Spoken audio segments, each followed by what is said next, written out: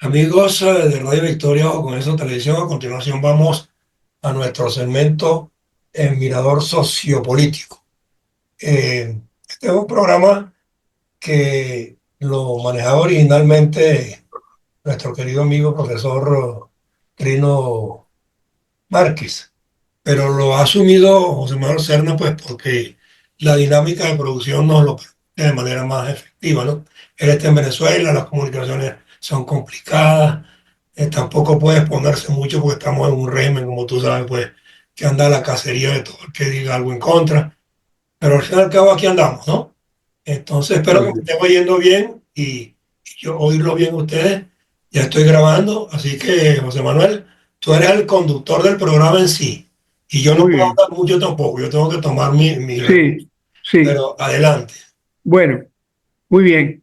Bueno, buenas tardes a todos nuestros seguidores y oyentes. Estamos en este momento con el director del canal un poco afectado por una gripe, pero él tiene una voluntad que está por encima de eso y aquí está con nosotros. Gracias a Dios está mejorando mucho. Y bueno, y tenemos unos invitados que ya hemos recibido en otras oportunidades, que es el licenciado Freddy Núñez. Es Es relacionista público originalmente, luego es comunicador por una larga experiencia profesional y, y de trabajo. Trabajó en Tal Cual, tiene también una trayectoria muy importante con un programa que se llama Espacio Público.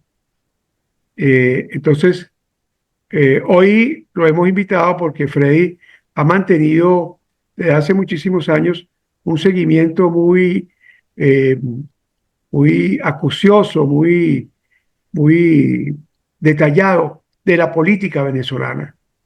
Y en este momento, Venezuela está en lo que podría llamarse trabajo de parto. Es decir, eh, ha habido suficiente tiempo para que se desarrolle un cambio y pareciera inevitable. Sin embargo, como ocurre siempre en la historia, los cambios no se pueden fijar en una fecha, sino suelen ocurrir en un momento determinado. Bienvenido, Freddy. Me parece que la pregunta inicial es cómo estás viendo todo este proceso venezolano, cómo ves la cosa hoy y qué piensas de esa fecha del 10 de enero. Bueno, muchas gracias a José Manuel Serna, a José Antonio Lares, que le deseo se recupere totalmente muy pronto, muy rápido, porque es muy importante su presencia en este medio. Bueno, una precisión, la fundación no es la Espacio Público, es la Fundación Espacio Abierto. Es una fundación que tiene muchos años en defensa exclusivamente de todo lo que tiene que ver con los intereses de la democracia. Ahí hemos estado muchísimos años, tuvimos un Gracias, Freddy. programa de radio. Disculpa el No, error. no, no, no, en absoluto, es que son Es que se organizaciones confunden. muy afines en muchas cosas, por Se supuesto que confunden. sí. No, las palabras son para aclarar, punto. Sí, sí, no. Y la otra cosa es que obviamente la fundación nuestra tuvo un programa de radio hasta hace muy poco, un programa de radio con bastante buena sintonía, era un programa de radio dedicado al tratamiento de todos los programas de entrevistas. Y yo dirigí ese programa varios años. Lamentablemente, el año pasado tuvimos que cerrarlo porque las presiones del régimen que padece Venezuela son de todo tipo. Unas son directas y descaradas, se presentan en una radio, una caterva de individuos allí, simplemente toman posesión de eso, la sacan del aire y se acabó. Y otras son más sutiles, van creándote condiciones difíciles de rebasar, de superar, y tienes que cerrar. Ese fue el caso de el programa que nosotros teníamos en unión con el diario Tal Cual y con la Radio Comunidad. Pero bueno, hemos seguido desde el punto de vista personal en esta lucha, escribimos, participamos en la medida de lo posible para tratar de llevarle el hilo a lo que ocurre en Venezuela. Y la verdad es que lo que está pasando a mi modo de ver en este momento en Venezuela es sumamente difícil y complejo, porque quizás como nunca antes parece evidente que la decisión de lo que va a ocurrir en el corto plazo, y aquí en enero no podemos hablar sino de corto plazo, tiene demasiado que ver con la manera en que se logre engranar la acción internacional que es fundamental para la oposición venezolana con la acción de los venezolanos como tal a través de sus propias organizaciones que van más allá de los partidos políticos. Esto quiere decir que, por ejemplo, desde el punto de vista del cuadro del panorama internacional, bueno, quizás yo debería comenzar esta parte por el final. Es decir, saltarme las premisas y llegar a las conclusiones, lo cual no es muy ortodoxo desde el punto de vista metodológico. Yo lo entiendo, pero quiero decirlo así para que seamos más claros. Yo no veo de ninguna manera cómo puede el régimen de Nicolás Maduro perpetuarse en el tiempo. No lo veo. Yo, desde el punto de vista más objetivo posible, estimo que la realidad de Venezuela hoy y todo cuanto hace el régimen todos los días, solo apunta en una dirección, a que tengan que abandonar el poder. Esa es mi conclusión. Ahora, ¿cómo hacemos para tratar de iluminar un poco a nuestros oyentes con lo que nosotros consideramos nuestra, digamos, visión o interpretación muy personal?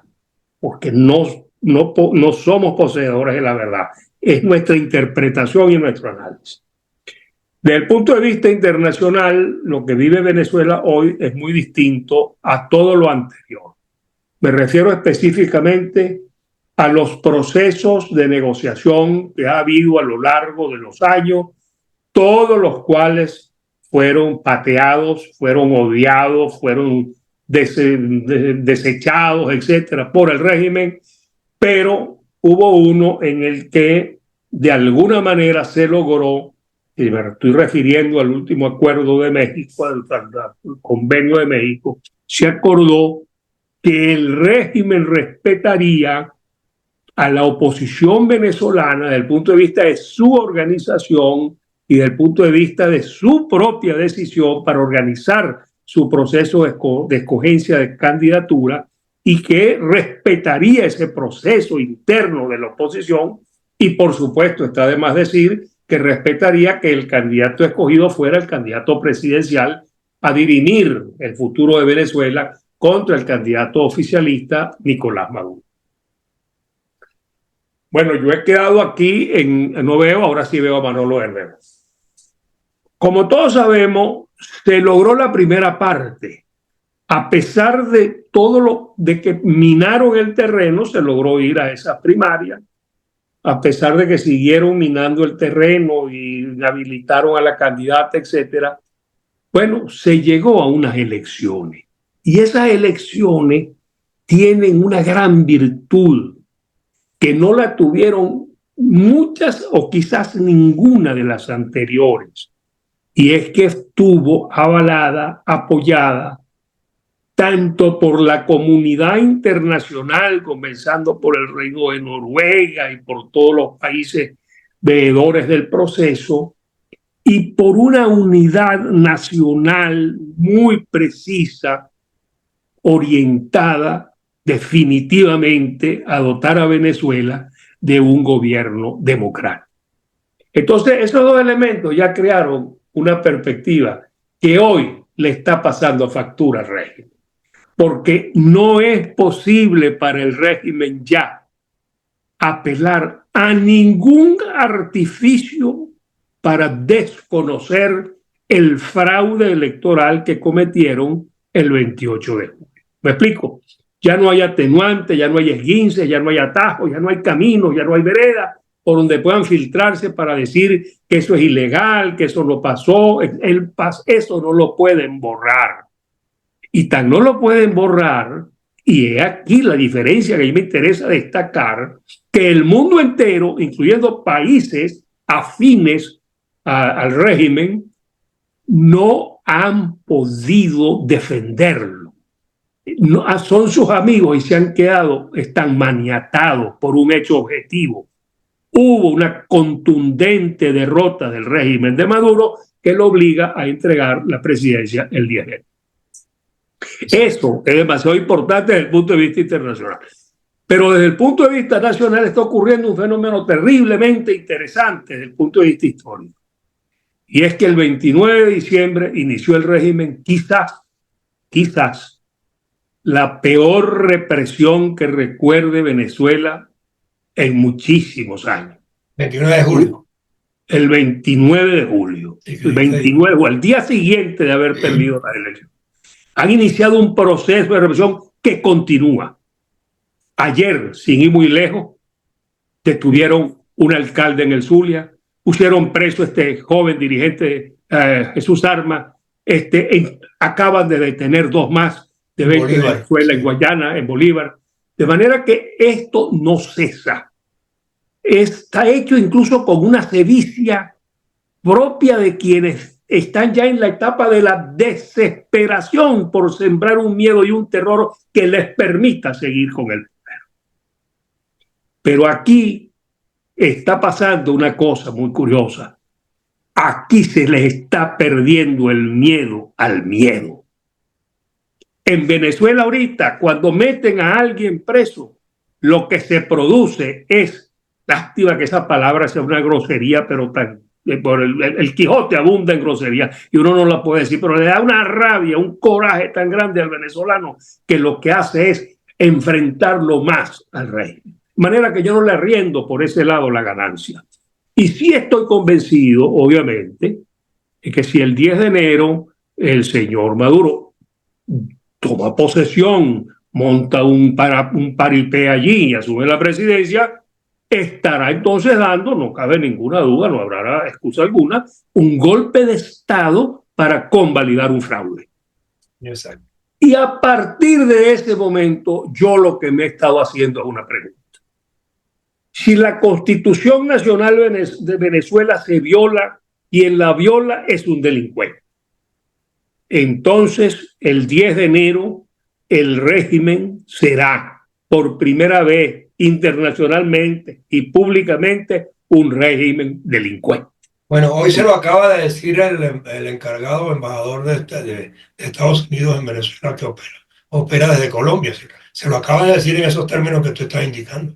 Ah, bueno, coño, excelente, porque en verdad, eso además con un agregado, eso además faculta al venezolano a obedecer y acatar la Constitución, que en muchos artículos, el artículo 5, el artículo 333, el artículo 350, etcétera, obligan al venezolano a restituir la vigencia de la Constitución. De manera pues que cualquier proceso que en Venezuela se adelante o se realice para restituir la Constitución, para reponer el Estado de Derecho, para sustituir al régimen usurpador por el régimen democrático elegido el pasado 28 de julio, tendrá absolutamente toda la legalidad del mundo. Ahora, Javier, tú le ves a Maduro y a su combo, que son 4 o 5, no son más, les ves rasgos parecidos al de Ortega, al de Cuba, al de Nicaragua, por ejemplo, ¿no?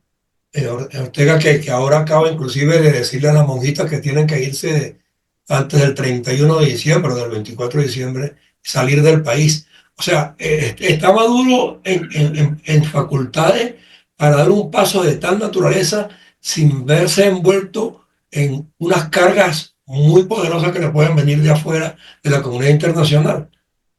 Bueno, lo primero que hay que decir en ese caso, creo yo, es que hay unas diferencias objetivas que hacen a Venezuela distintísima desde el punto de vista de la percepción internacional y de la, es fea la palabra, pero desde el punto de vista de la importancia estratégica que tiene internacionalmente Venezuela, muy diferente a la de Cuba que Es muy diferente a la de Nicaragua. es un país que no es sino una cárcel flotante agonizando, y no es por nada, pero realmente el dislate que se ha instalado allá en una pareja demencial que ha convertido a ese país en verdaderamente una especie, un escenario de barbarie, de vaina primitiva. Sí. Y por supuesto, pero no tienen la importancia estratégica que tiene, comenzando por los Estados Unidos, Venezuela, desde el punto de vista geopolítico, geoestratégico y económico también.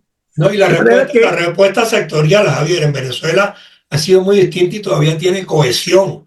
Por ejemplo, los estudiantes de la Universidad Central de Venezuela hoy dieron una demostración de gallardía y de combatividad que yo no me la estaba esperando.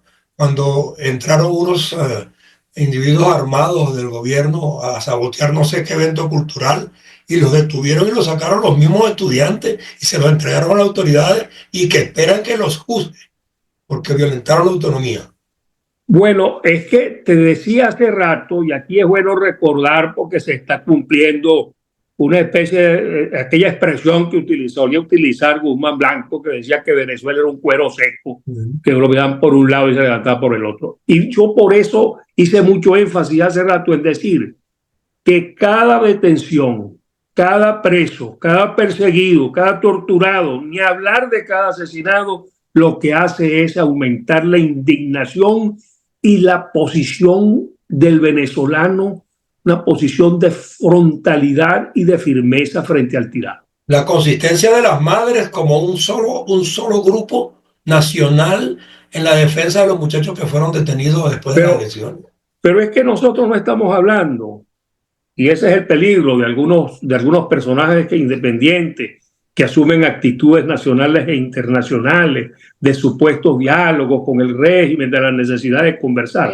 Sí. Es que nosotros no estamos hablando, José Antonio, de que en Venezuela hay una disputa ideológica o hay una especie de enfrentamiento político. No. En Venezuela la situación, para decirlo de la manera más clara posible, es muy sencilla. Es un país contra un régimen que está en el poder. Exacto. Porque esa diferencia es 70-30. Si tú le agregas los votos en el extranjero, estaríamos hablando de un voto de 90-10. Seguro, sí. Y entonces no es un problema de discusiones bizantinas, de interpretaciones teleológicas, no de nada de eso. Es una realidad. El país se hartó, se obstinó. Está hasta la coronilla de un régimen que no le da sino hambre, miseria, conflictividad cotidianamente como realidad. Eso ya no lo acepta el venezolano. Pero, obviamente, sí va a ser necesario que haya un concierto de países democráticos que entiendan lo que está en juego en Venezuela. Porque además, hay que decirlo, la democracia, como aquello que decía Churchill, que decía que si era perfecto, era por lo menos el modelo más perfectible. Y eso es cierto. La democracia como tal también está soportando duros ataques y duras crisis en el mundo. Claro. Entonces, es demasiado importante rescatar esos valores, los valores de lo que significa la democracia. Aquí no se está luchando en Venezuela ni en ningún sitio donde se hable realmente de democracia. No se está luchando por ganar un espacio, por ganar unos escaños, por hacer un juego de poder. No, está ganando porque la democracia implica valores fundamentales para el ser humano. Y uno de ellos es la libertad, el respeto a la persona, eso que se llamó la Declaración de los Derechos Humanos. Eso solo es posible en democracia. Eso es lo que está en juego en Venezuela. Ahora, el escenario internacional al que yo me refería, que puede perfectamente puede y debe concitar una acción conjunta con los venezolanos, los demócratas venezolanos, para superar este escollo del 10 de enero, se expresa también de muchas maneras. Esto que acaba de suceder en Siria, hoy vivimos, José Antonio, más globalizados que nunca. Sí. Podrán algunos negarlo, pero de verdad que es imposible que hoy esa aldea famosa, aldea global, es hoy más real que nunca. Es imposible negar las cosas, tratar de ocultarlas. El derrocamiento de Bashar al-Assad también pone de bulto la crisis que hay en países que supuestamente son grandes aliados y hermanos y soportes del régimen de Nicolás Maduro. Porque el hecho de que un país como Siria haya estado soportado por la fuerza del imperio ruso y ahora hayan tenido que ceder, entregar, rendirse y retirarse de Siria, abandonando a su gran socio y amigo, contentándose con darle un asilo humanitario allá en Moscú, habla mucho de lo que está ocurriendo geopolíticamente en el mundo. Y significa que lo que está pasando en Ucrania, que no es sino lo mismo por lo que estábamos conversando ahora, es el enfrentamiento entre democracia y dictadura, entre democracia y tiranía. Eso que pensó Putin que iba a ser un paseo a la Marsellesa, tú sabes, allí en 2 meses, tienen ya, en febrero cumplen 3 años empantanados con un costo del punto de vista humano en vida y un costo del punto de vista armamentístico y económico que no pueden soportar por mucho tiempo. Me gustaría que José Manuel, antes de que el programa se vaya a acabar, o sea, nos dé también una apreciación sobre el particular, porque él ha escrito últimamente unos editoriales que escribe todos los días en Ojo con Eso Televisión, o sea, donde de alguna manera, o sea, perfila, ¿no? Eso que tú estás diciendo, porque hay una reserva moral en Venezuela que no se había visto como ahora, y hay un aglutinamiento de voluntades que tampoco estaba vigente desde que María Corina salió a la calle a ganar limpiamente unas elecciones. Luego hay una quietud transitoria, pero pareciera que los sectores están tratando de mostrar su músculo político a su manera, inclusive sin guía partidista. Una nueva manera de hacer política y de Ajá, ejercer el liderazgo. sí, José Con Manuel. María Corina sin duda demostrando un gran coraje y una claridad exactamente hacia dónde hay que coger esto. Sí, José Manuel. No, me gustó mucho todo tu análisis, Freddy. Lo comparto plenamente. Y eh, eh, para nosotros ha sido en los últimos meses, quizás en el último año, ha sido una materia casi que de estudio. Todo lo que está pasando en Venezuela y las distintas perspectivas que se pueden utilizar para evaluar y para pronosticar lo que puede pasar. En la perspectiva histórica, uno tiende a ser un poquito más frío. Yo estoy de acuerdo con todo lo que tú dices, pero también recuerdo, y lo recuerdo como algo que me desengañó toda la vida, el comunismo o de un supuesto socialismo democrático que en alguna época uno pensaba que podía ocurrir. Yo vi a Mugabe ser coronado prácticamente como presidente electo de Zimbabue, que se llamaba Rhodesia, y era una ex colonia para la cual eh, este señor fue prácticamente un líder parecido a Mandela. Y sin embargo, lo derrotaron, le ganaron elecciones y siguió y siguió y siguió. Entonces, sin ser pesimista y nada más cuidándonos de, de los otros escenarios, hay una situación eh, de juego, de teoría de juego. El dilema del prisionero creo que es la mejor explicación. Es lo siguiente, aparentemente todos están de acuerdo en dejar el poder, menos el hombre de los dados, ¿ok? Aparentemente eso es lo que está pasando adentro. Y de alguna manera, Maduro, que se ha disparado a los pies varias veces, yo creo que se ha ametrallado a los pies, porque ha hecho leyes contra él. O sea, las últimas 2 leyes que ha hecho es para meterlos presos a ellos, no para más nadie. Ha hecho una alianza con el peor candidato, porque Maduro es impopular desde siempre. Maduro nunca ha tenido a nadie. O sea, la gente que votó por Maduro era gente o del chavismo, o comprada o presionada. Nunca tuvo un voto de él. A lo mejor el mismo voto de él es un poco dudoso. Entonces, Maduro no tiene ninguna fuerza. Sin embargo, y ese es el problema de la teoría de juego, es que él no se puede ir así, así por así. Es como un contrasentido para él. Él se ve en el espejo y no se ve yéndose. Entonces, el problema es cómo decirle a alguien que está en cierta forma obnubilado, idiotizado por una necesidad y por una manía que ya no le corresponde, lo que hemos sabido es que en los últimos días, ya en la calle, se habla abiertamente de que eso no aguanta más. Es en la calle de Venezuela. Sí. O sea, entonces, el tema sería, es verdad, Trump asciende al poder el 20, pero ya está influenciando mucho los últimos pasos Sobremanera, sí, sobremanera. los últimos pasos de Biden, incluyendo este que pasó de Chevron. Entonces, ¿cuál sería, tú que has estado siempre y que estuviste siempre muy cerca, o sea, podría haber, yo recuerdo el 23 de enero, hubo un golpe militar 23 También, días antes y hubo un paro general que una vez se hizo contra Chávez y funcionó muy bien. No sí. se movió el país. ¿Por qué será que ahora, yo sé que María Claudia dice que hay que meterle miedo al miedo? ¿Qué tal si ahora hubiese algo parecido? No sé si un paro general o una marcha que creciese de manera, digamos, como una especie de tsunami, pues. Y No sé, yo presiento que la o sea, fórmula vamos la a jugar hay. un poco a la especulación Claro. de qué cosas pueden pasar, porque estamos de acuerdo los tres. O sea, este hombre está caído.